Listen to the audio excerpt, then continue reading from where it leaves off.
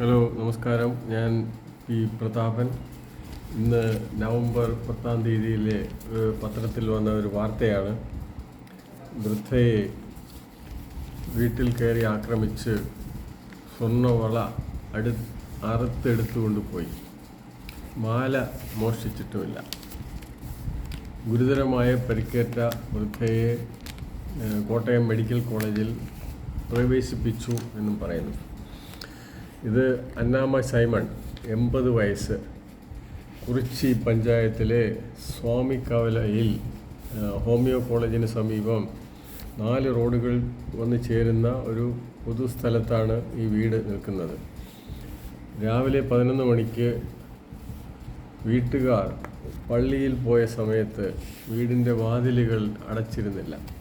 അപ്പോൾ ഏതോ അക്രമി അകത്ത് കയറി ആണ് ഈ മോഷണം നടത്തുകയും വള അറുത്ത് മുറിക്കുകയും മാല മോഷ്ടിക്കാതിരിക്കുകയും ചെയ്തു, പരിക്കേൽപ്പിക്കുകയും ചെയ്തു.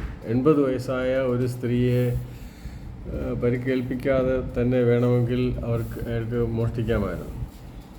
ഇത് കയ്യിലെ വള അറുത്ത് മുറിക്കുന്ന സമയം എടുത്തുവെങ്കിലും കഴുത്തിലുണ്ടായിരുന്ന മാല മോഷ്ടിച്ചിട്ടില്ല എന്നതും ഒരു ദുരൂഹതയാണ്.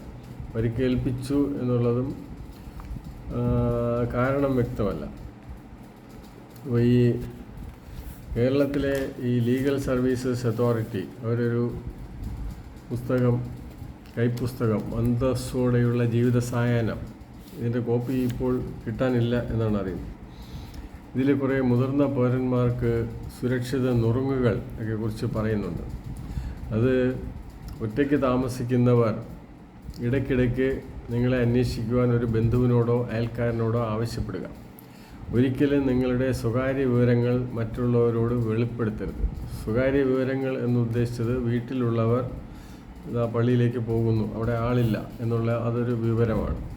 അതറിയാവുന്ന ഏതെങ്കിലും വ്യക്തിയായിരിക്കണം. ഒരുപക്ഷെ ഈ പൊതു റോഡിന് അടുത്തുള്ള സ്ഥലമായിട്ട് കൂടി അക്രമി അകത്ത് കയറിയത് ഒരുപക്ഷെ വേറെ ആരും സ്ഥലത്തിൽ ഇല്ല എന്നുള്ള വിവരം കിട്ടിയതിൻ്റെ അടിസ്ഥാനത്തിലും ആകാം.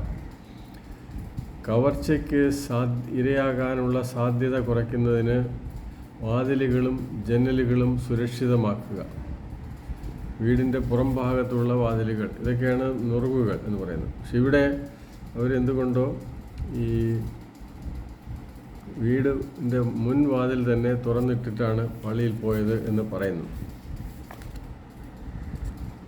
കേരളത്തിലെ വയോജനങ്ങൾക്കെതിരെയുള്ള കുറ്റകൃത്യങ്ങൾ കൂടി വരുന്നു എന്നുള്ളതിൻ്റെ ഒരു ദൃഷ്ടാന്തം മാത്രമാണിത്. 2022 ക്രൈം ഇൻ ഇന്ത്യ റിപ്പോർട്ട് പ്രകാരം കേരളത്തിൽ ഏതാണ്ട് 1069 കുറ്റകൃത്യങ്ങൾ വയോജനങ്ങൾക്കെതിരെ നടന്നത് രജിസ്റ്റർ ചെയ്തിട്ടുണ്ട്. അതിൽ 62 എണ്ണം കൊലപാതകമാണ്. അപ്പോൾ കൊലപാതക ശ്രമവും കൊലപാതകം അല്ലാതെയുള്ള മരണവും ഒക്കെ റിപ്പോർട്ട് ചെയ്യപ്പെടുന്നുണ്ട്.